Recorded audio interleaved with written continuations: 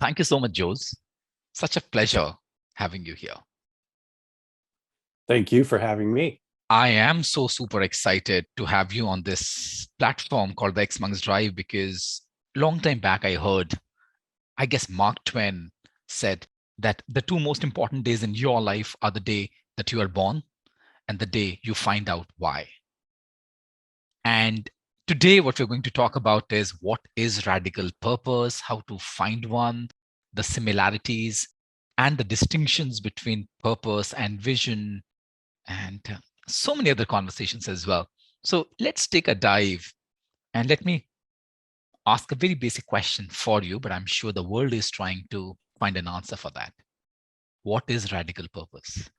Radical purpose is something that most people struggle to grasp because we're so used to the purpose question. Mm-hmm. And we think of the purpose as something that we do. Mm-hmm.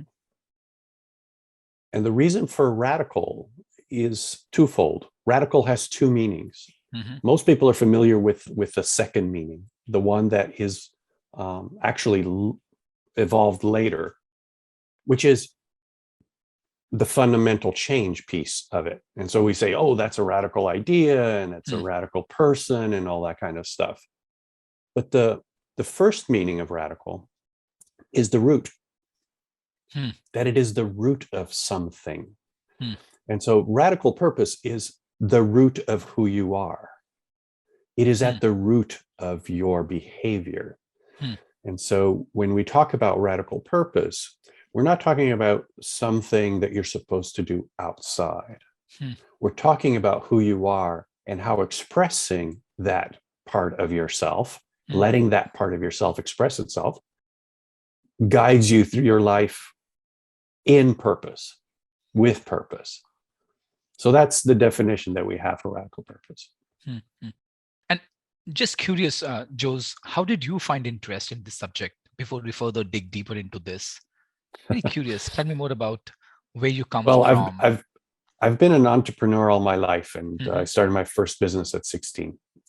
So by 27, I started 3 different businesses, and one of them got acquired. And when it got acquired, I went into the corporate world, and living in the corporate world for 10 years, I didn't know it at the time, but I became numb. I became numb to myself, numb to my family, numb to everything around me.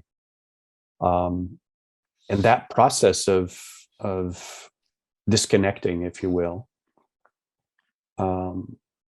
left me wondering what I had done to myself and why I had become the person I had become. Unfortunately, my mother had a stroke, and I had just separated from my wife and all of those kinds of things. I had closed down another one of my startups. And I went back to Portugal, and I spent a year helping my mother recover. It was during that time that I started this process of trying to figure out why I had done the things I had done. I always thought of myself as someone that was good. And I found myself looking back thinking, why did I do that? I had laid off my own partner. I had let go of hundreds of people within the organization. This was during the .com era. So it was, hire lots of people and let go of lots of people. And so that process just killed me. It tore me up. And I couldn't understand how I was able to do it, even though I felt that I shouldn't. All the feelings told me this is not what I'm supposed to be doing. And yet I did it anyway. So that process led me to reading things. So just curious, before you get there, what drove that behavior for you? I mean, you said that I should not have done that, and yet I ended up doing it. What was the driving force there for you? Well, that's the word you just used, force. The answer is in the question. It was the very force that I was in. And that's the discovery since then. I've spent 7 years after spending a year with my mother, understanding this. And part of that work was understanding that not only do we have these needs inside of us that make up our radical purpose, Mm-hmm. these needs react to the environment without us knowing, Mm-hmm. without our conscious awareness. So when we feel angry, it isn't because we consciously want to feel angry. It's because those needs aren't being met. Somebody's stepping in our way, and that someone stepping in our way makes us feel angry. And so for me, I had built a business, and I felt that that business was going to die if I didn't do something about taking on a more senior role, becoming vice president, and in so doing, taking on that responsibility of thinking that I need to make those tough decisions. So I became someone I wasn't. And in so doing, that force of who I'm supposed to be caused me to do the things that I was doing.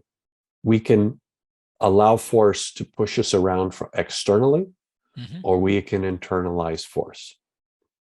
And when we internalize force, we end up being in a situation where we are forcing ourselves because we think that that's what we should be doing. So let me just take a pause here. And when we're talking about the force, right, there are different things which are coming to me. There are different words which are hovering around me. The force could be the force of purpose. The force could be greed. It could be insecurity. It could be pressure from the external world. It could be a need to compare myself, because what I heard you saying is that there are certain internal needs which were communicating with the environment. Now, from the distance, if you were to look at your life in that era, which need of yours was communicating with the environment, and what got triggered for you? So it was a bunch of needs. So let me be a little bit more clear about force. Force happens. We use force, individuals. We use force when we don't have a better strategy to get something done. Got it. So if I know how to say, Gaurav, could you do this for me, please? And know that you will do it. That's the thing that makes me feel best. Yeah. I have that ability to have that respect with you and vice versa. Got it. But when I don't have that ability, then I can arm twisting. I can do arm twisting. I can incent you in some way. If you do that for me, I'll pay you. Right? If you don't do that for me, I will punish you. Got it. Right? And so that's the type of force that we use. We've also built force into our institutions. Most of our institutions are actually built on force, purely on force.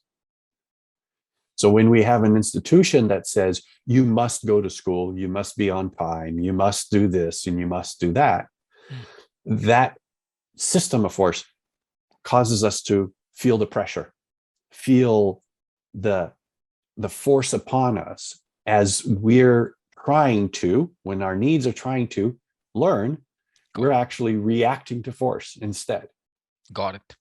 I had this need to keep the business I had built and the people I had hired continuing. And I saw that the company that bought us was collapsing around me. So I didn't want to be a vice president because that's not what I wanted to be. But I took on the role because I didn't feel anyone else was going to be able to do it. And if they didn't, we were going to collapse. Got it. So that's one aspect. The other aspect, which is a little less kind to me, because that's rather kind to me, which is also very true and maybe even more true, was status. I was going to get paid more money, and I was going to have a better title, and I was going to have more responsibility. And so those things are force as well, because it became internalized. I'm now the VP, and now I have the ability to do whatever it is that I want to do, which includes forcing other people to do what they don't want to do. Yeah. So on one hand, what I'm listening is, Jose, that there was a need that the company that I built, it should not go down the drain. And I personally feel that I'm a person who could really handle this organization right now. And you took that over at the same time, a better status, a high paying job. And, as I always say, anything that you identify with dominates you. Now, coming back to the same lane where we started from, Juice, what happened then after once that was happening? And then you said 7 years you have been exploring that. Tell me more about that. It started in Portugal. I started reading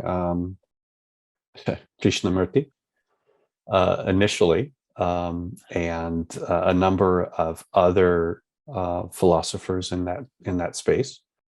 And I really enjoyed the dialogues of Boehm and Krishnamurti that they did, and they spurred the question in me because they were so close to touching the very thing they were looking for so many years. They kept wondering why it was that we behaved in ways that were illogical to us. Our rational brain said we should do this, and yet we were feeling and doing other things. And Boehm would like to say, a dog comes around the corner, sees another dog, they get angry, they bark at each other. The other dog leaves, he comes around the corner and he's happy again, and he's waving his tail like nothing ever happened. Human being will be angry for hours. For years. Because sometimes for years, sometimes they're lifelong. And Boehm said, I don't, that's a failure of humanity. And when both Krishnamurti and Boehm said that, it was obvious to me that it wasn't a failure. I come from the tech space, so it's a feature, not a bug. Yeah, absolutely. It's a feature, not a bug. Just before this conversation, I was having another conversation with someone, and we were talking about forgiveness. And that person said that forgiveness is a choice, and so is resentment and resignation and bitterness and hurt. Why? Because it's in my hand to either choose to forgive or to continue to keep it in my hand. So coming back to it's a feature, that definitely not a bug. Right. And it's a feature that at the time I didn't realize how much of a feature it was. And I dug deep into the old literature around psychology and what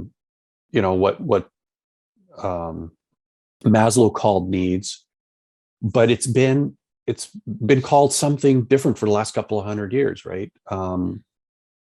As far back as with the whole theory of evolution, we've talked about that there are innate drives in us, instincts, another word that's used, and so on. I cataloged about a dozen words that all point to the same thing. And that same thing is processes in us, in our neurological system, that make decisions and provide feedback through feelings. And it wasn't until I read one book initially by Antonio Damasio, and then his 2018 book, The Strange Order of Things. And Damasio is a researcher, a brain researcher, neuroscientist in University of Southern California. And he basically identified the connection between homeostasis as a biological process that many of us are familiar with, that maintain our fluid levels and maintain our oxygen levels and so on and so forth. At the physical level, it's a very well understood balancing mechanism. It balances what our need is in our body with our ability to go get that need. So when we're hungry, it's because that need has been triggered and it makes us want to go out and get food. And it's based on a feeling. We feel hungry. We feel thirsty, right? And so many other things. We feel like company, we feel like sex, we feel like Hmm. anything that we feel like is Yeah. coming from that part of us. Well, when you think about it, pretty much everything that's important to us comes from there. Hmm. You love your wife. You didn't calculate whether she was good and then you decided to marry your wife. You love her. You were attracted to her. Another feeling, Hmm. Hmm. right? And so it became obvious to me, and then validated by Damasio's research, that wow, as he puts it, feelings are the source of culture. Hmm. Because it is feelings that actually define how we behave. Hmm. He tells a story. I must tell you this one because Hmm. I just love this story. He had a patient who had his feelings part of his brain damaged by some kind of disease or Hmm. injury, and that meant that he wasn't able to feel like he could feel his skin, but he Yeah. couldn't feel feelings, Yeah. the feelings that we often call emotions. So he That's had another. physical sensations, He has not physical, the feelings, as in what we not feel, the correct. emotions. The emotion like feelings, Hmm. correct. And so he would say, "How are you doing?" And he says, "I'm okay. Everything's fine." That was it. Very, Hmm. very sort of black and white. How's your family? Or it's a struggle, because once he had this, his relationship with his wife started to fall apart, of course. But the interesting part that Damasio points out, and he has many examples of this, is he said, "Okay, we're going to go for lunch. Where would you like to go?" And this patient said, "Well, I think we should go to this restaurant, but I think that restaurant might be too busy. So we should go to this other restaurant." And he never said, "I feel." He kept saying, "I think this and I think that. That one might be busy. That one might be too Hmm. thing. The food might not be good enough." And a half hour later, he's still deliberating. Half hour after he was asked, he was still going through deliberations. Hmm. And finally, Damasio said, "Okay, stop. We need to go somewhere. We're going to go somewhere."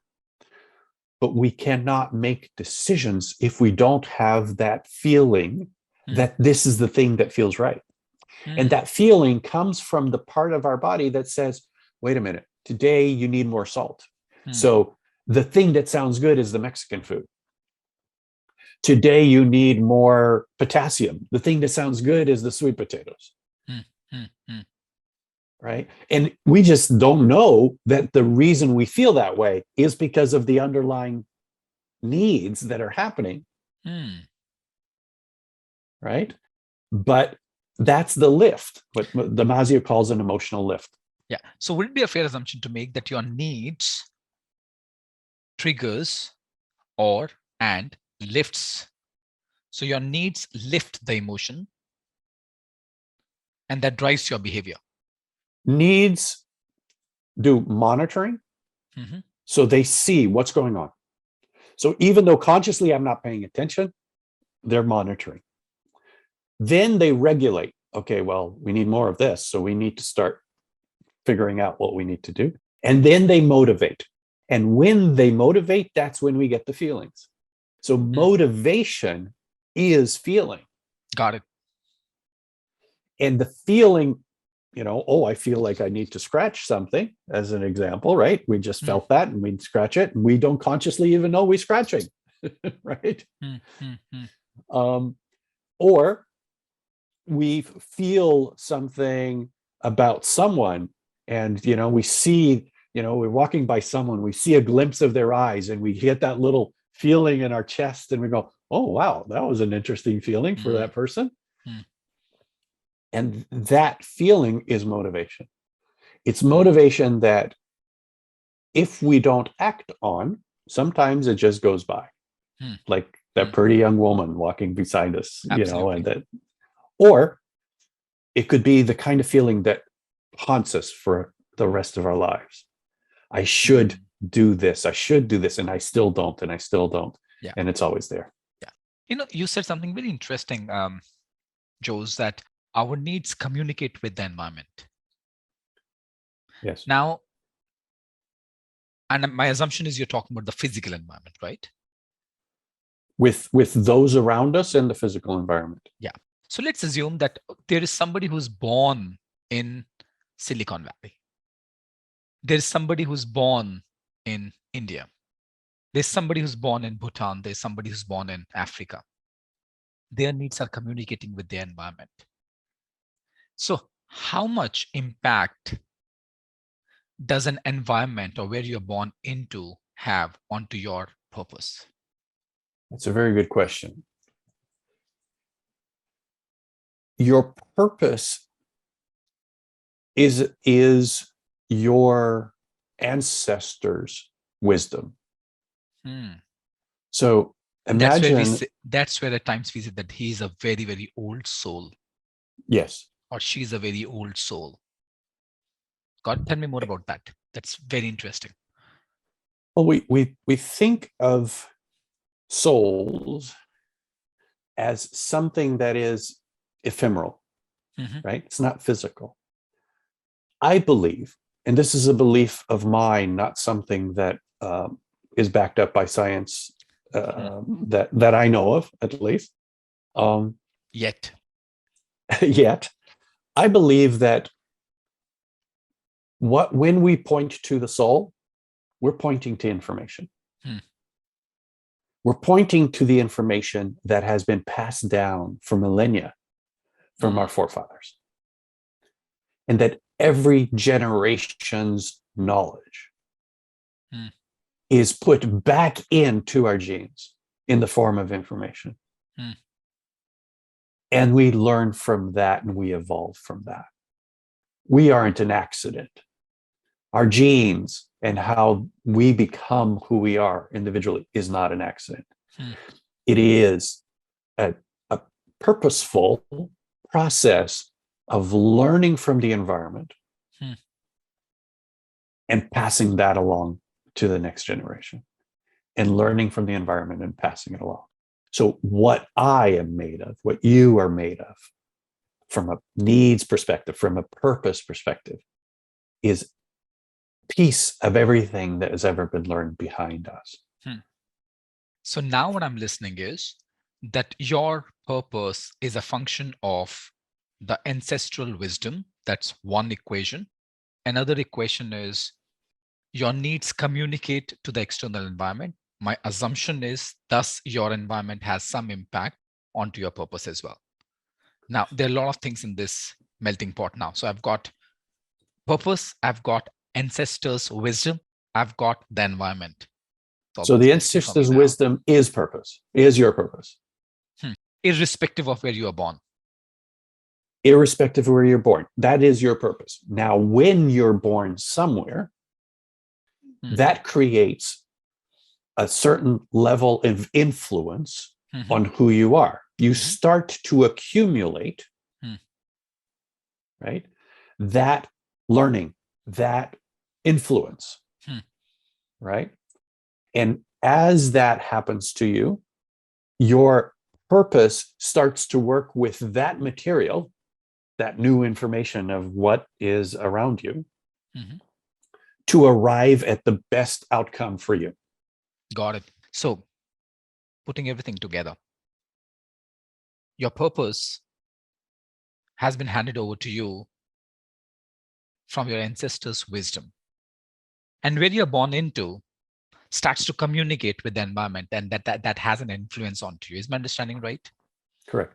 Now, help me understand that how come, and I know that I'm labeling right now, but for the purpose of having this conversation, I'm using that, right? How come a sinner is born in the family of sages? How come a sage is born in a family of sinners? So imagine that what nature wants is to find the best experiment to move us forward, evolutionarily speaking. And so that if you have a dozen children, if all of those children were exactly the same, you would have absolute no ability to do something different because they'd all be acting in very similar ways. Hmm. What nature does is it picks that wisdom from the past Hmm. and shuffles it around for each one of us. Hmm. So we don't all come up to be copies of our history. We are a piece of that copy of that history. Hmm. And that piece is unique. It's what makes us so unique. Hmm. And it is then for us to express that purpose to see if the experiment that we are is a successful experiment. And imagine that you might say a sinner as an example. Yeah, and I would know that say I'm labeling it. absolutely, I'm aware of absolutely. that. Yeah. Yeah, but let's say we use that term. A sinner is someone who, for example, might be too aggressive, might be willing to lie, might be physical with people, that kind of thing. Let's label that as well for that term. In a certain context, that is the best person for the environment. If we're at war and everybody else is a pacifist, that's not going to serve us very well, is it? Right? If we're in a situation, in a system that one is a part of, could be a possibility that might not be visible to you because you are involved in that system and you're not right, able to look at the system from the outside. Correct. Okay. Correct. And so we don't know exactly where we're going to be born. And we don't know which of the purposes will excel in the environment that we're born into. And so that mix that happens naturally provides for this differences. Otherwise, we'd be carbon copies of our parents.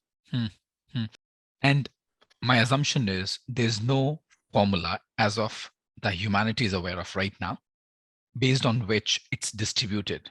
One comes in somebody's lap, the second flavor comes in somebody's other's lap, right? There seems to be some influence in the upbringing of the mother. So if a mother has a stressful upbringing,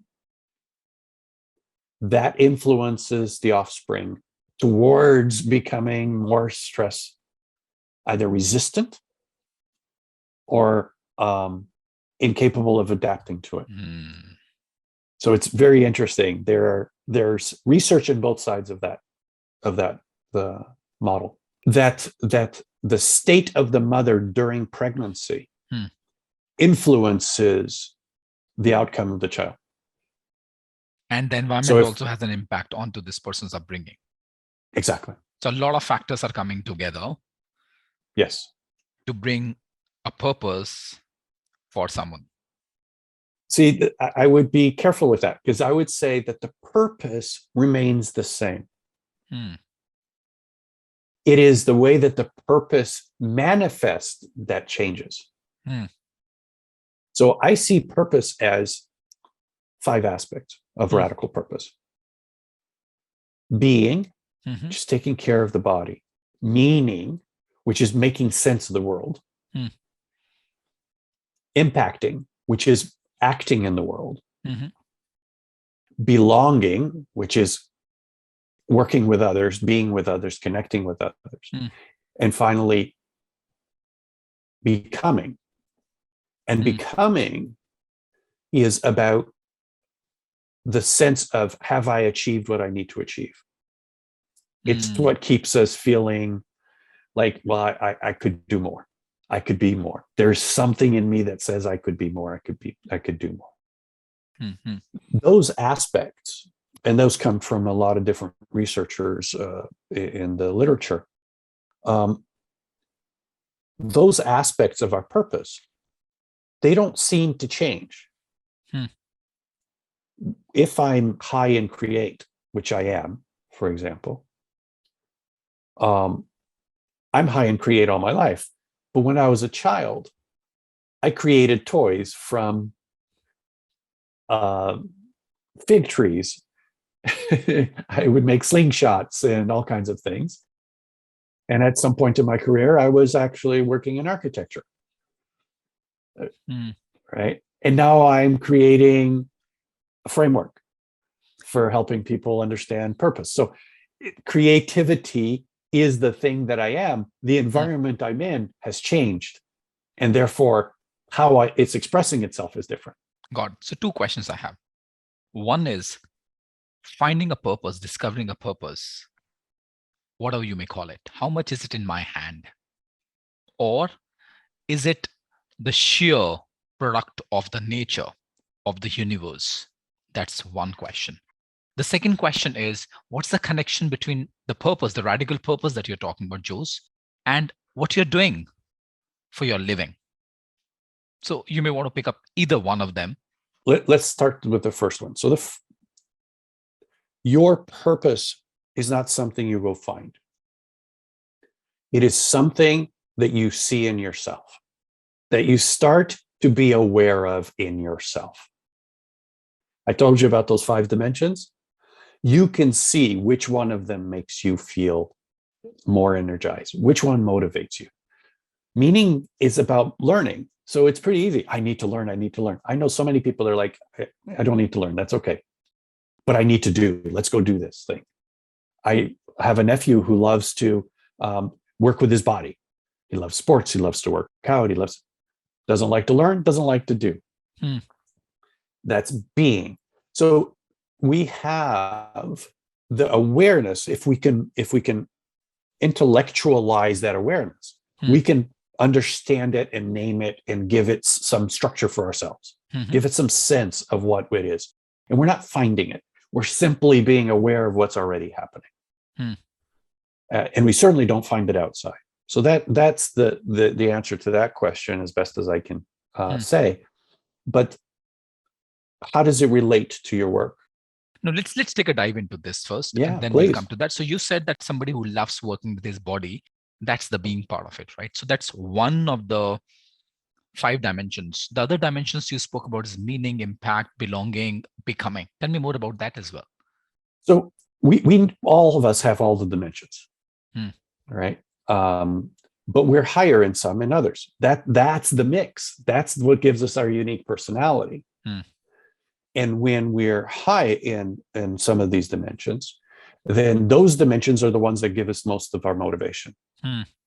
So imagine, you probably know people in your life that are, for example, very, very, very good at understanding things. They can make sense of anything. And you say, okay, good, let's go make something with it. And they go, oh, I don't know. They're very good at understanding, and they are very good at capturing the information, but they do not have the motivation to create or to make an impact of some kind. And then there are people who love to make an impact. They just keep doing things. They don't always understand what they're doing, and they don't always dig deep into understanding it, right? But they just start doing it. And we think, wow, those are weird people. Like they're strange. Some are like this and some are like that.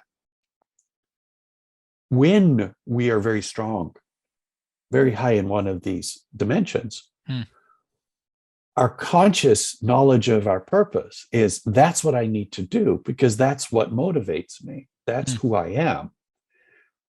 But in this environment, I need to do it in this way. So I need to also do some more of this, which is something that I need to nurture in me to be a little bit better at. Right? But the positive psychology folks were right in some way. They're pointing at the needs that are strongest in us. Right.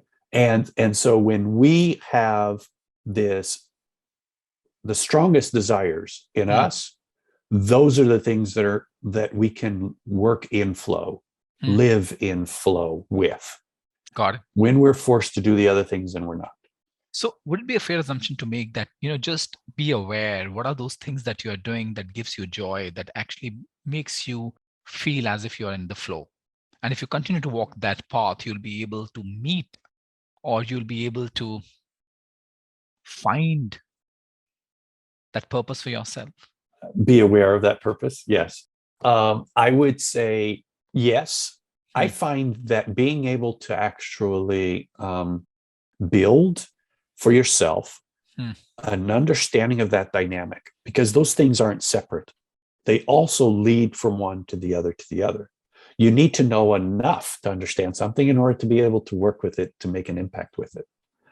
Often, the people we want to belong with are the people who share meaning with us and share the impact we want to make. Those are the people we want to be with, because that's the thing that motivates us. So those are the people that motivate us. And so understanding the complexity of that dynamic and understanding that one thing helps the other and being aware of them. So not simply saying, okay, well, this makes me happy, but understanding that this is this dimension, and that this dimension requires these two other dimensions to provide it with energy. And that's why we call it the dynamic, because the energy flows from one to the other. I have to find this valuable in order for me to want to work in it. And then when I create with it, I have to see that creativity come to nurture something, to create something, so that I can show the world and show others that will value my relationship with them. And so we start that process. So it's not just what makes me happy, it's what's the flow of the things that are happening. Got it. So building it from here, let's look at another question that I asked you, right? What's the connection between radical purpose and what you are doing for your living? Does that mean that the moment I've been able to relate to my purpose, so that means purpose is not what you do, purpose is who you are? Whether I'm a fruit seller sitting on the roadside, or I'm a marketing executive, or I'm an architect, a doctor, an engineer, or a CEO. How does this impact what I'm doing? Depends on why you're doing it. So I told you the story earlier in our conversation today about being a vice president, and I was doing it not because it was my purpose or it was related to my purpose. I was doing it because I felt the force to do it and was going against my purpose. And thus the reason that my purpose actually disconnected. Right. And that's why I no longer had the feelings I used to have. That's why I became numb, because I became so disconnected from myself, because I was doing all the things, I was forcing myself to do all the things that went against the very thing that I was directing myself to do.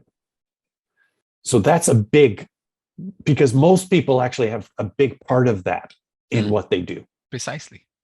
Right?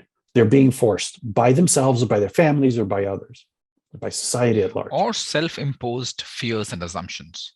Correct. I come across so many people, including myself. Why to talk about somebody else? Today also, as much as I find joy in doing certain kinds of thing, I find myself in flow when I'm in that kind of environment or when I'm doing what I'm doing. But at the same time, there are so many distractions that I continue to create for myself, or I continue to encounter. For example, the fear of the past, the fear of the failure, the fear of being judged. What would people say? What if I don't make money? People are doing so much work on social media. He's doing that much. She's doing that much. This person is raising funds. He's starting another startup. In that moment, there's something that pulls me towards those distractions. And I experience so much of frustration, irritation, hatred, jealousy, hurt.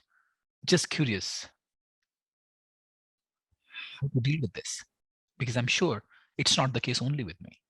No, it's not. And that's why becoming aware of your purpose is so critical, because you can start to see what is coming from a reaction to force and what is coming from my own purpose. And it's difficult to initially feel it, the difference. Hmm. Because the feeling of hate that comes from a natural, purposeful, that person is trying to stop me from going the path that I need to go. And that's the motivation to push them out of the way and just keep going. Right? There is the anger that comes, or the hatred that comes from force itself. Hmm. And pushing that person away actually isn't what you want to do. Hmm. So it's the understanding that the needs are in communication with the external environment, and are feeling the force and reacting to the force. It's not always that they're reacting from our purpose. And once you can separate those two things, I like to say that needs and force are two sides of the same coin. Yeah. Right? Because I can do something from my needs, or I can do something through force. The forceful behavior is perceived by others as, oh, he's just being whatever, right? And so it becomes difficult for us to see in ourselves and in others what the source of that is, force or needs-based behavior. Another theory says that your dharma, where something that is something which is right to do, it's like being honest, living your life with dignity, being kind to people, being compassionate to people is the right thing to do, what we call as dharma, right? Living your purpose. Yeah. And then they say that it's extremely important to have that true nature, right? What we call as absolute nature, what we call as svabhav. And once your dharma meets your svabhav, which is your absolute nature, it gives birth to swadharma, which is your purpose. Now, what according to you is the connection between the absolute nature and how to identify that and finding your purpose or living your purpose or being your purpose? Part of the problem is that we use our conscious, rational thought to try to figure out our purpose. It's not about rational thought. It's about awareness. Awareness of the feelings and the behaviors that are associated with those feelings. We cannot think our way out of it. And we can't think our way into our purpose. What we can do is simply see the feelings that are happening, which is the purpose in action. Check to see, oh, is that really coming from me, or is that a reaction to something else outside? Right? Or an internalized belief that I've said, oh, I need to be this, so therefore I'm going to do this. Precisely. And in that awareness, those things dissolve. We don't have to fight them. We don't have to intellectualize them. They dissolve. As we consciously become aware of the flows of these different needs and how they show up in us, the conflict starts to dissolve itself. And so we're no longer trying to intellectualize why should I, why shouldn't I, and I could have, and I should have, and all of that. And a lot of the feelings we get is from that force that we apply from our conscious selves, because we're so forceful upon ourselves because of what we've learned. We've been conditioned to think I should be, and I will be, and I'm not doing this enough, and I'm not doing that enough. That force, whenever there's a feeling, the force says, stop. And there we are. Our purpose never emerges because we put a blanket on it.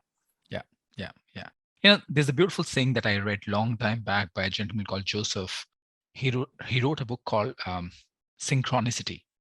In that book, he says, if you reach deeply into yourself, you are reaching to the very essence of mankind. if you reach deeply into yourself, you are reaching to the very essence of mankind. That's What I'm beautiful. listening to you right now, the one thing which is coming in front of me is that how can I start to listen to my feelings without letting my rational mind to say, this is who you should be, this is what you should be doing, which is extremely difficult because a part of me says that you should have a lot of money, you should drive the best of the cars, you should be the vice president, CEO of this company, you should be the owner of this startup, and my true nature is something else. Right. Exactly. In your experience, and that's the last question, and I'm very mindful of not using the word finding who you are, Yeah. discovering who you are. I'm saying meeting Yes. Thank who you. I am. Thank you for that language. That's exactly it. Well, we're developing some tools to help with that. And the reason for the tools is because we need to be able to have a map of what we're looking for. Mm. It is not to dissect it or to build a model of it or things like that. It is simply to have a map to what you're looking for. And when you have a map to what you're looking for, it helps you understand what it is you're looking for. So radical purpose, the 5 dimensions that I've discussed with you today. Okay, so these are the dimensions, these are the sub needs that are in each dimension. These are the feelings that come from those different dimensions. So now I'm starting to understand the map. When I feel this, what's the likelihood that it's coming from this dimension or that dimension? And I can feel that and I can go, oh, yeah, okay, that's my status talking. Okay, if that's my status talking, then it's speaking with this conditioning that I've had. Because each one of our needs collects its own set of conditioning. And so I can see where the conditioning is and therefore understand that, be aware of that. I hope that answers your question. At least it puts me on the right track so that that's where the direction is. And this reminds me of the work Richard Barrett has done in the space of different levels of consciousness, or Robert Keegan has done in adult development theory. So thank you so much, Jose. I think it's a good start to put ourselves on that lane, on that highway, where a lane that might assist us to be aware of, to watch out of our needs, to watch out of our rationals that may be coming in our way. Absolutely. To going ahead, embracing who I am. Connecting, becoming aware of who I am, and then allowing myself freedom to be. Because once we do that, then there's no stopping us. Thank you. Thank you very much. Sheer pleasure having you, Jose, and I look forward to interact with you again. I'm sure our paths would cross. Thank you so much.